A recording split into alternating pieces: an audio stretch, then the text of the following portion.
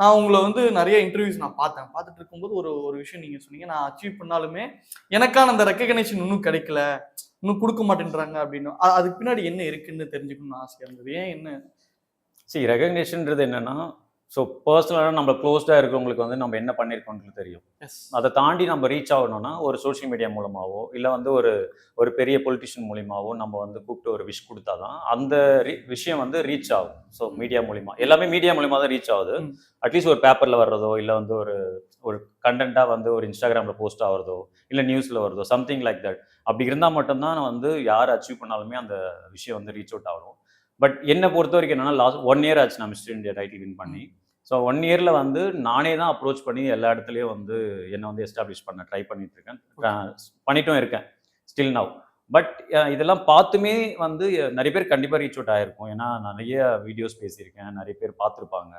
So அப்படி பார்க்கும்போது அவங்களே வந்து கூப்பிட்டு இது மாரி என்ன பண்ணியிருக்கீங்க? ஸோ என்ன எதனால நீங்க வந்து அச்சீவ் பண்ணியிருக்கீங்க? ஏன் இந்த மாரி ஒரு விஷயங்கள்லாம் வந்து நீங்க வந்து இன்னும் மேல பண்ணக்கூடாது? அந்த மாரி ஒரு மோட்டிவேஷனா சொல்றதுக்கோ யாருமே கிடையாது. பிகாஸ் இப்ப என்னன்னா, பொலிட்டிக்கல்ன்றத தாண்டி எல்லா விஷயத்துலயுமே ஒரு காம்படிட்டிவ் வந்துருச்சு. உண்மை, உண்மை. ஓகே. ஸோ பொலிட்டிக்கல்ல மட்டும் தான் இப்போ வந்து என்னன்னா, அவரு வின் பண்ணணும், இவரு வின் பண்ணணும், அவங்க வின் பண்ணணும்.